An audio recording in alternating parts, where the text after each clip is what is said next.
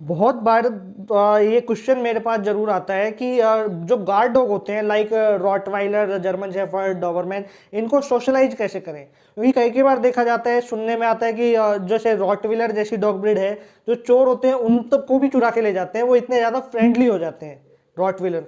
तो अब ये क्यों होती है? क्योंकि हमने हमें ये मालूम है, हमने बार बार वीडियो में देखा है, हर एक वीडियो में देखा है कि डॉग को सोशलाइज कैसे करें, डॉग को सोशलाइज करना जरूरी है।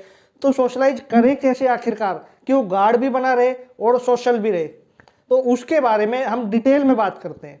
तो मैं एक ब्रीड का एग्जांपल ले लेता हूँ कि मैंने सबसे ज़्यादा रॉटविलर रखे हैं, तो मैं रॉटविलर के बारे में ही बता रहा हूँ।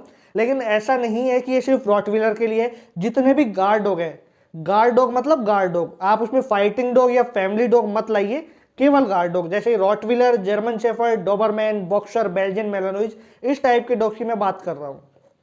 तो मान लीजिए हमने एक छोटा पपी लिया।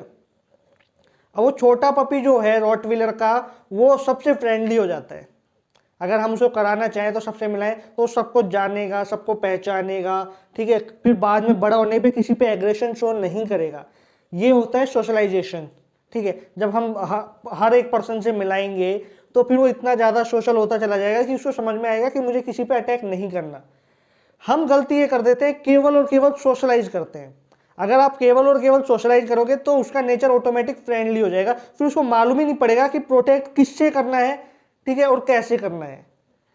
समझ में आ रहा है? यदि हमने उसको जरूरत से ज्यादा सोशलाइज कर दिया, सब हर एक बंदे से मिला रहे हैं, हर एक बंदा उसके साथ खेल रहा है, तो इसका मतलब सीधा सीधा है कि उसको गार्ड करना आएगा ही नहीं, वो भूल जाएगा।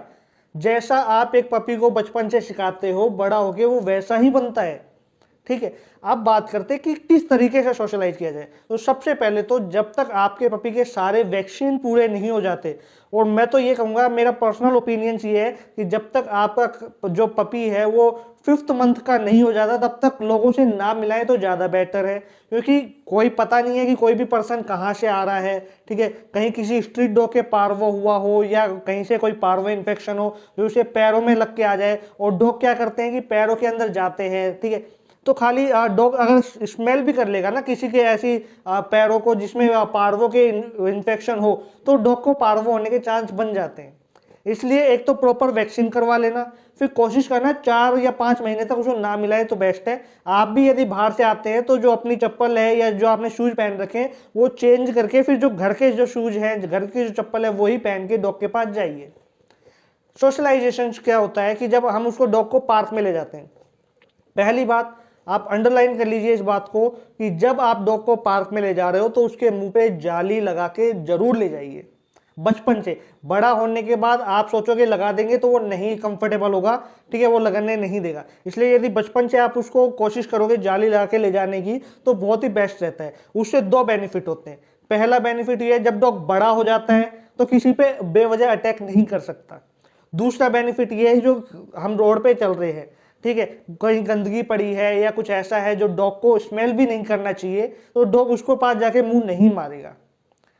आपका डॉग भी साफ सुथरा रहेगा, ठीक है, जो वो किसी पे अटैक भी नहीं करेगा, और डॉग का जो फेस है एकदम क्लीन रहेगा, सुंदर रहेगा, तो वो बहुत अच्छी चीज रहेगी, वो इन्फेक्शन से बचा रहेगा।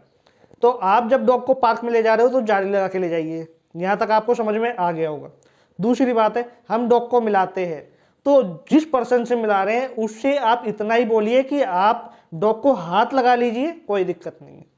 इसका मतलब ये नहीं है कि डॉग के साथ वो ज्यादा खेल रहा है या डॉग उसके पैरों में गिर रहा है। यदि आप ऐसा करोगे तो डॉग का जो कॉन्फिडेंस लेवल है वो कम होता चला जाएगा, ठीक है। तो डॉग को उसके पैरों में नहीं गिरने देना है, चाहे कोई भी पर्सन हो, जो भी स्ट्रेंजर है। आप नहीं चाहते कि उससे जरूरत से ज्यादा सोशलाइज हो, उसके लिए डॉग को थोड़ा दूर रखिए। वो हाथ लगाएगा, आपके हाथ में डॉग के चैन पट्टा आप जैसे ले जा रहे हो तो वो होना चाहिए, ठीक है। वो यदि डॉग उसके पैर में जाने की कोशिश करता है तो उसको खींच लीजिए पीछे अपनी तरफ, तो डॉग को समझ में आएगा कि मुझे इसके पास, इसके पैर में नहीं जाना है, ठीक है, ये मेरे पास ऊपर हाथ लगा रहा है, मैं कंफर्टेबल हूं, ये भी कंफर्टेबल है। लेकिन यदि ये गलत तरीके से बिहेव करेगा, बदतमीजी करेगा, तो मुझे अटैक भी करना है, ठीक है। यहां तक समझ में आ गया। दूसरा होता है ट्रेनिंग। ट्रेनिंग कैसे देते हैं कि हम सोशलाइज तो कर देते हैं बट ट्रेंड नहीं करते।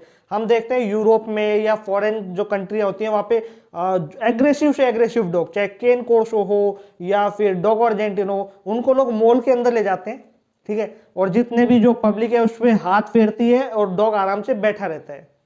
क्यों? क्योंकि वो ट्रेंड होता है, खाली सोशलाइज नहीं होता, वो ट्रेंड होता है। अब क्या होता है, हमारे यहाँ पे हम सोशलाइज कर देंगे, डॉग को अगर मॉल में ले जाओगे, डॉग के ऊपर कोई हाथ फेरेगा तो डॉग उसके साथ खेलने लग जाएगा, उसके पैरों में गिरने लग जाएगा, फिर वो किस नेचर से गार्ड डॉग बनेगा? नहीं बन पाएगा। इसलिए ट्रेनिंग बहुत जरूरी है। डॉग कंफर्टेबली बैठा है, डॉग का पूरा फोकस आपके ऊपर होना चाहिए कि मेरा ओनर कहाँ जा रहा है, क्या शॉपिंग कर रहा है, ठीक है। कोई उससे हाथ लगा रहा है वो एक नॉर्मल चीज है, उसको कहते हैं सोशलाइजेशन, ठीक है। क्योंकि डॉग को मालूम है, ठीक है मेरे पर हाथ लगा लो, मैं कुछ नहीं कहूंगा।